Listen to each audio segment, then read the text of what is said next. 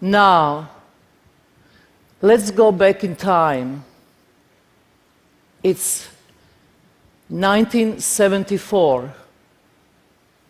There is the gallery somewhere in the world. And there is a young girl, age 23, standing in the middle of the space. In the front of her is a table. On the table, there are 76 objects for pleasure and for the pain. Some of objects are a glass of water, a coat, a shoe, a rose, but also the knife, the razor blade, the hammer, and the pistol with one bullet. There is instructions which says, I'm an object. You can use everything on the table on me. I'm taking all responsibility, even killing me. And the time is 6 hours. The beginning of this performance was easy. People will give me a glass of water to drink. They give me a rose. But after, very soon, there was a man take the scissor and cut my clothes. And then they will take the thorns of the rose and stick in my stomach. Somebody take a razor blade and cut my neck and drink the blood. And I still have the scarf. The women will tell the man what to do. And the man didn't rape me because it was just a normal opening, and there was art public, and they're with their wives. They carry me around and put on the table and put a knife between my legs. And somebody took the pistol and put a bullet and put against my temple. And another person take the pistol and they start fight. And after 6 hours was finished, I start walking towards the public. I was a mess. I was half naked, I was full of blood, and tears was running in my face. And everybody escaped. They just ran away. They could not confront myself with myself as a normal human being. And then, what happened is I went to the hotel. It was at 2 in the morning. And I looked myself in the mirror. And I had a piece of gray hair. All right, please take your blindfolds. Welcome to the performance world. First of all, let's explain what is the performance. So many artists, so many different explanations, but my explanation of performance is very simple. Performance is mental and physical construction that performer make in a specific time in the space in the front of audience, and then energy dialogue happen. The audience and the performer make the piece together. And the difference between performance and theater is huge. In the theater, the knife is not a knife, and the blood is just ketchup. In the performance, the blood is the material, and the razor blade or knife is the tool. It's all about being there in the real time, and you can't rehearse performance because you can't do many of these times things twice, ever. Which is very important, the performance is, you know, all the human beings are always afraid for very simple things.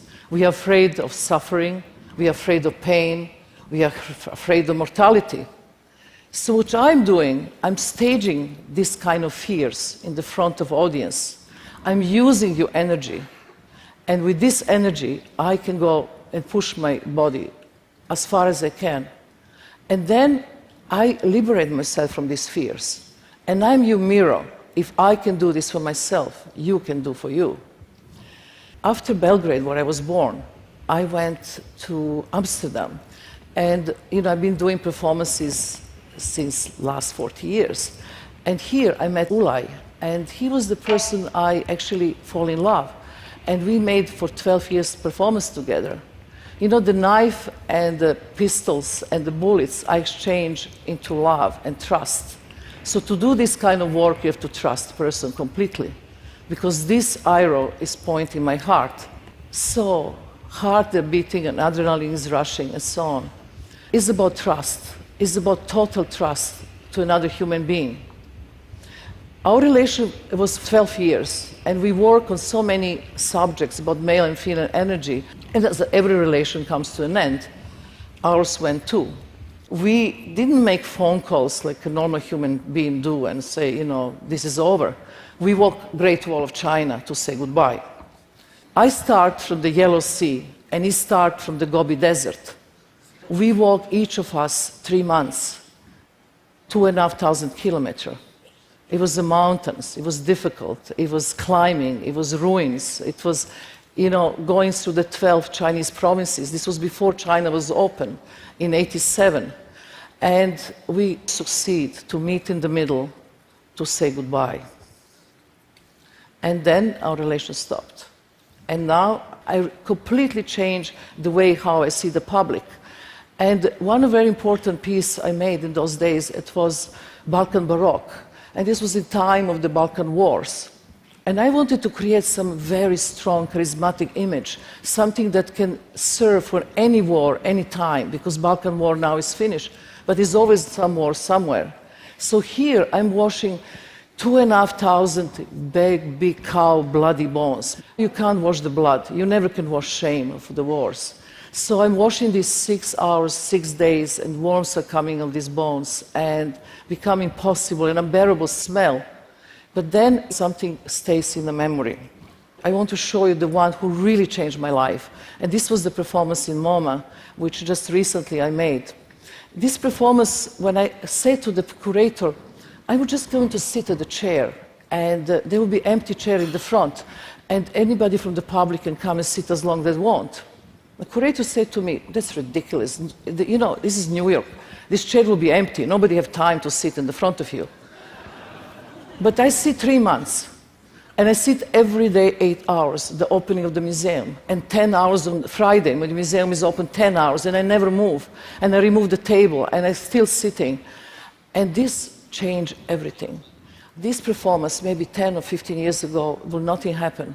But the need of people to actually experience something different. The public was not anymore the group. Relation was one-to-one. I was watching these people. They would come and sit in front of me, but they have to wait for hours and hours to get to this position. And finally, they sit. And what happened? They are observed by other people. They are photographed. They are filmed by the camera. They are observed by me. And they are nowhere to escape except in themselves. And that makes the difference. There was so much pain and loneliness. There's so much incredible things when you look in somebody else's eyes. Because in the gaze, without total stranger, that you never even say one word, everything happened. And I understood when I stood up from that chair after 3 months, I'm not the same anymore. And I understood that I have a very strong mission, that I have to communicate this experience to everybody. And this is how, for me, was born the idea to have Institute of Immaterial Performing Arts. Because thinking about immateriality, performance is time-based art. It's not like a painting. You have the painting on the wall and next day is there. Performance, if you are missing it, you only have the memory or the story of somebody else telling you, but you actually miss all thing. So you have to be there. And in my point, if you talk about immaterial art, music is the highest, absolutely highest art of all, because it's the most immaterial. And then after this is performance, and then everything else. It's my subjective way. This institute is going to happen in Hudson, upstate New York. And we are trying to build with Rem Koolhaas idea. And it's very simple. If you want to get experience, you have to give me your time. You have to sign the contract before you enter the building that you will spend there full 6 hours. You have to give me your word of honor. It's something so old-fashioned. But if you don't respect your own word of honor and you leave before, that's not my problem. But it's 6 hours, the experience. And then, after you finish, you get certificate of accomplishment. So get home and frame it if you want. This is orientation hall. The public come in, And the first thing you have to do is to dress lab coats. It's this importance of stepping from being just a viewer into experimenter. And then you go to the lockers and you put your watch, your iPhone, your iPad, your computer, and everything digital and electronic. And you are getting free time for yourself for the first time. Because there's nothing wrong with technology. It's wrong our approach to technology. We are losing every time we have for ourselves. This is an institute to actually give you back this time. So what you do here, first you start slow walking. You start slowing down. You're going back to simplicity. After slowing walking, you're going to learn how to drink water. Very simple. Drinking water for maybe half an hour. After this, you go into the magnet chamber, which you're going to create some magnet streams on your body. Then after this, you go to crystal chamber. After crystal chamber, you go to eye-gazing chamber. After eye-gazing chamber, you go to chamber that you are lying down. So it's the three basic positions of human body: sitting, standing, lying, and slow walking. And then it's sound chamber. And then after you saw all this and prepare yourself mentally and physically, then you are ready to see something long duration, like in immaterial art. Can be music, can be opera, can be theater piece, can be film, can be video, dance. You go to the long durational chairs because now you're comfortable. And in long durational chairs, you're transported to the big place where you're going to see the work. And if you fall in sleep, which is very possible because it's been a long day, you're going to transported to the parking lot. And you know, sleeping is very important. In sleeping, you're still receiving art.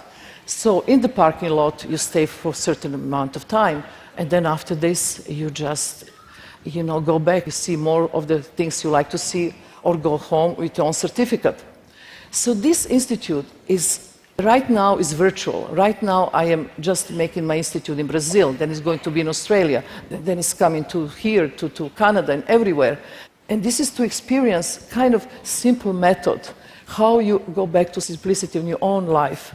Counting rice will be another thing. If you count rice, you can't make life too. How to count rice 6 hours? It's incredibly important. You go through this whole range of being bored, being angry, being completely frustrated, can't finish the amount of rice you're counting, and then this unbelievable amount of peace you're getting with satisfying work is finished, or counting sand in the desert, or having the sound isolated situation, that you have headphones that you don't hear anything, and you're just there together without sound, with the people experiencing silence. Just a simple silence. We are always doing things we like in our life. And this is why we are not changing. When you do things in life, it's just nothing happens if you always do things the same way. But my method is to do things I'm afraid of, the things I fear, the things I don't know, to go to territory that nobody ever been. And then also to include the failure. I think failure is important because if you experiment, you can fail. If you don't go into that area and you don't fail, you are actually repeating yourself over and over again. And I think that the human being right now needs a change. And the only change to be made is a personal level change. You have to make a change on yourself because the only way to change consciousness and to change the world around us is to start with yourself. It's so easy to criticize how is different the things in the world and they're not right. And the governments are corrupted and is hunger in the world and is wars and killing. But what we do on the personal level, what is our contribution to this whole thing? Can you turn to your neighbor, the one you don't know, and look at them 2 full minutes in the eyes right now?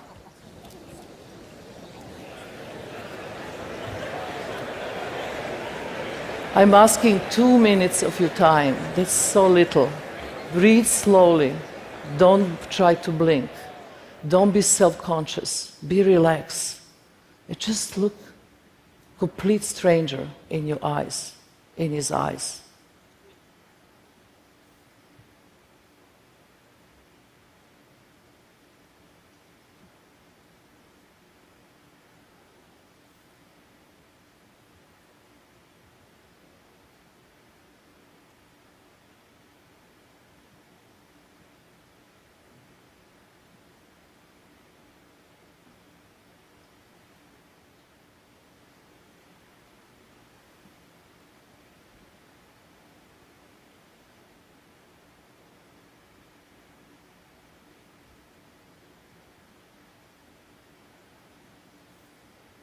Thank you for trusting me.